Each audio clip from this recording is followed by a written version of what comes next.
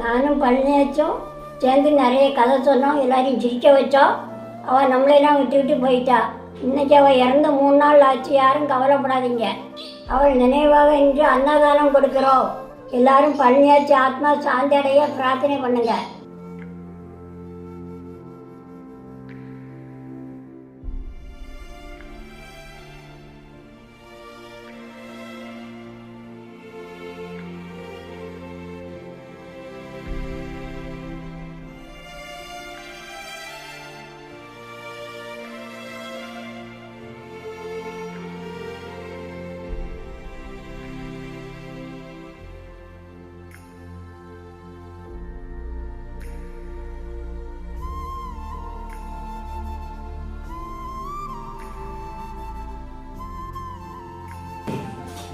நன்றி இக்பால் சார்.